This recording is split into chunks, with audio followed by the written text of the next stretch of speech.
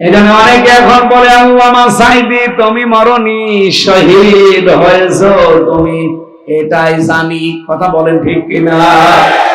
আল্লাহ পাক তাকেও যেন শাহাদাতের সর্বোচ্চ মাকাম দান করেন। আল্লাহর এই ওলির সাথে মাত্র একটা দিন আমি 10 মিনিটের জন্য ছিলাম, অথচ 3 বছর ছিলাম তার পাশে। আমার দেখা, আমি বাংলা বলে ফেলবো, কারণ বাংলাদেশের চাইতে আমার তো ইন্ডিয়ায় ঢাকা হতো বেশি, আমার তো আসতে দিতেন না। আর খুলনা বিভাগ আমার জন্য তো হারাম ছিল। আল্লাহর ওলি হানিফ সাহেব আর ইনু সাহেব, আর এখানে আপনাদের এই সাতক্ষীরার 2 জন ছিল। এরা 2 জন, লেলিন কে লেলিন, এই শ্যামনগরে একবার এসেছিলাম, 2 মিনিট পরে আমার নামিয়ে দিয়েছিল। গাবরানা কোন জায়গায় যেন, সেই শয়তান বেশি আছে কোথায়? আজ আসেন, মাইক দিয়ে দিলাম, কেটে নিন। মাইক ছেড়ে দিলাম, 2 মিনিট না, আজকে 1 ঘন্টা পার হয়ে গেছে। মাইক কেড়ে নিন, আসেন তো দেখি কোন মায়ের দুধ খেয়েছেন। আসেন, আজকে ভর্তা বানিয়ে ফেলা হবে ইনশাআল্লাহ। এই শক্তিটাই আমরা মুসলমানের দেখতে চাই সামনে। এক কথা বলেন, এইটাই দেখতে চাই। আল্লাহ তাআলা বলেন ইল্লা তানফিরু ইউআযিবকুম আযাবান আলীমা, যদি বের না হও কঠিন আযাব তোমাদের জন্য আসতেছে। ওয়াস্তাবদিল কওমান গায়রাকুম, যদি তোমরা এই কাজে ইনভলভ না হও তোমাদের পরিবর্তে ওয়ালা তাদুররুহু শাইআ, এমন একটা জাতি আমি সামনে তৈরি করে দেব যাদের কোনো ক্ষতি তোমরা করতে পারবে না। সুতরাং এই জায়গায় আমরা এমন এমন মানুষ যেতে চাই, আমার আল্লাহ যাদেরকে পছন্দ করবেন, যাদের ঈমান এবং যাদের অ্যাক্টিভিটিস গুলো পছন্দ হয়, আমি আগেই বলেছি তাকে আল্লাহ সাধারণভাবে মরণ দেয় না। কিসের মরণ দেয় বলেন বলেন? শহীদ মীর কাসেম আলী রহমতুল্লাহ আলাইহি এমনি মরে যেতে পারতেন না, আল্লাহ তাকে শাহাদাতের মরণ দিয়েছে। শহীদ আব্দুল কাদের মোল্লা রহমতুল্লাহ আলাইহি এমনি মরে যেতে পারতেন না, আল্লাহ শাহাদাতের মরণ দিয়েছে।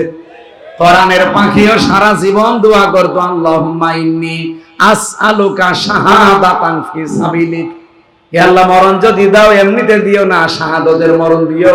13 বছরের ভেতরে মরল না, জালেমদের হাতে আল্লাহ শাহাদাতের মরণ দিয়ে ধন্য করেছে। এখানে অনেকে এখন বলে আল্লামা সাইদি তুমি মরনি, শহীদ হয়েছো তুমি, এটাই জানি। কথা বলেন ঠিক কিনা? আল্লাহ পাক তাকেও যেন শাহাদাতের সর্বোচ্চ মাকাম দান করেন। আল্লাহর এই ওলির সাথে মাত্র একটা দিন আমি 10 মিনিটের জন্য ছিলাম, অথচ 3 বছর ছিলাম তার পাশে। আমার দেখা করতে দেয়নি।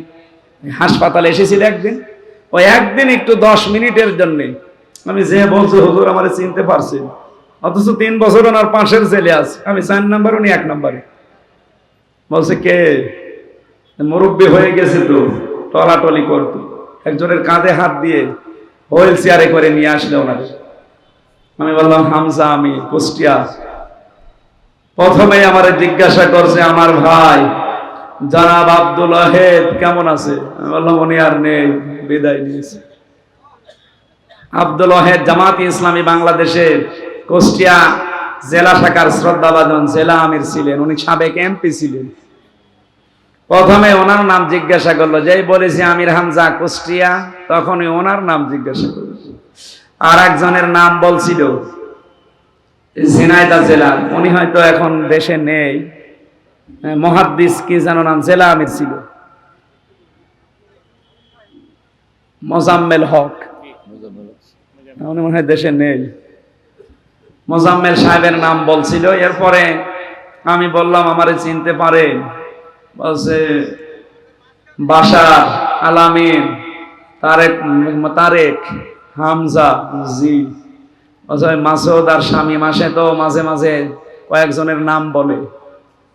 বললাম একটু আমার জন্য দোয়া করেন, আর একটু দোয়া দেন, আমার জন্য উপদেশ দেন।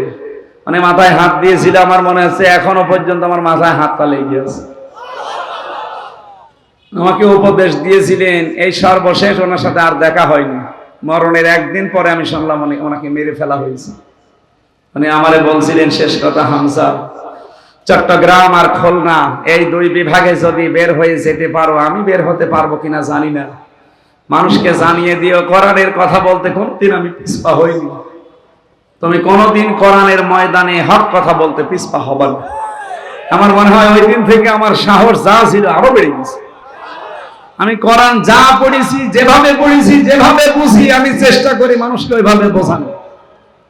আপনারা যদি আজ দিন কায়েমের আন্দোলনে শরীক হতে না চান, ওয়াস্তাবদিল কওমান গায়রাকুম, আল্লাহ বলেন এমন একটা জাতি আমি তৈরি করে দেব, ওয়ালা তাদুররুহু শাইয়া, যাদের কোনো ক্ষতি করতে তোমরা পারবা না, সুম্মালা ইয়াকুনু আমসালাকুম, যারা তোমাদের মতো হবে না।